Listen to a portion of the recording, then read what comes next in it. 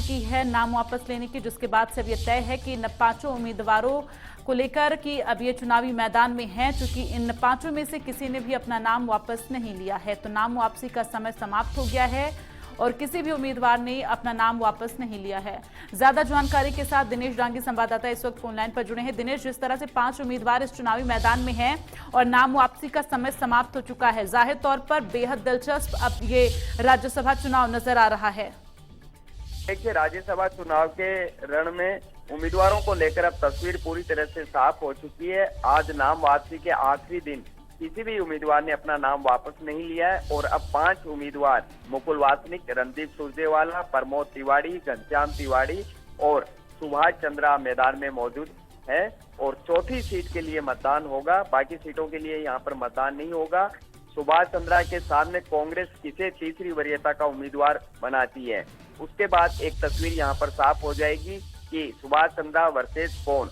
तो 41 वोट सुभाष चंद्रा को जीत के लिए चाहिए और उनके पास अभी तक 30 वोटों का कह सकते हैं कि आंकड़ा है, उनके पास जुगाड़ है। लेकिन 11 वोट कैसे जुटाते हैं, क्योंकि अब असली जोड़-तोड़ चुनावी रण में यहाँ को देखने को मिलेगी। कांग्रेस के विधायक बाड़ेबंदी में उदयपुर पहुंच रहे हैं और थोड़े दिनों बाद भाजपा विधायक भी प्रशिक्षण वर्कशॉप के नाम पर अपने विधायकों की बाड़ेबंदी यहाँ पर करनी जा रही है। तो सीटें 4 है और उम्मीदवार मैदान में 5।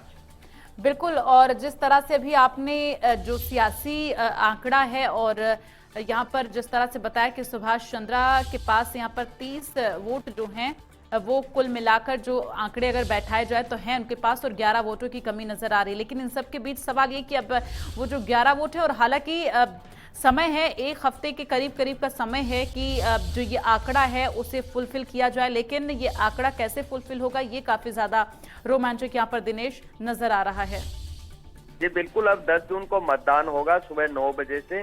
तो सुभाष चंद्रा को सबसे ज्यादा उम्मीद बीटीपी के 2 विधायक और जो 13 निर्दलीय विधायक है वो उन्हीं में पूरी तरह से तोड़फोड़ की कोशिश करेंगे, उन्हीं को प्रलोभन देने और प्रभावित करने की कोशिश करेंगे, क्योंकि निर्दलीय विधायकों पर व्हिप का जो नियम है वो भी लागू नहीं हो सकता और वो बिना दिखाए अपना वोट दे सकते हैं। बाकी जो पार्टी सिंबल के विधायक है, वोट है, उनको अपने जो चुनावी एजेंट है उसको वोट दिखाना होता है। तो ऐसा भी तो हो सकता है जिस 30 वोट को वो मान रहे हैं कि शायद ये वोट उनके हिस्से में आएंगे कहीं ना कहीं, और जब वोट तो लोग इस तरह से देते हैं कि किसी को भी पता नहीं चल सकता कि कौन किसको वोट दे रहा है, तो कम से कम ये मान के तो चला जाए कि वो 30 वोट भी पूरी तरह से ये नहीं कहा जा सकता कि सुभाष चंद्रा के एक खाते में ही जाएंगे।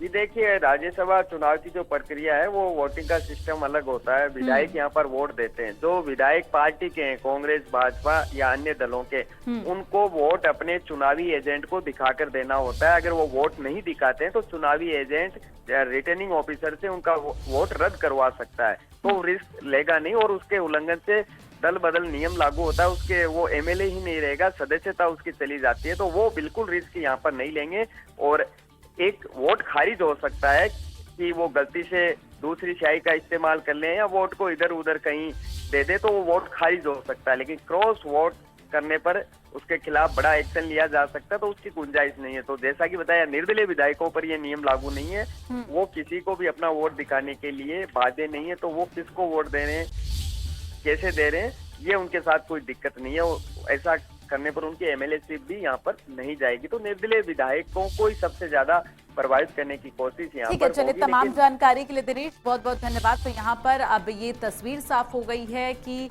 5 उम्मीदवार चुनावी मैदान में हैं।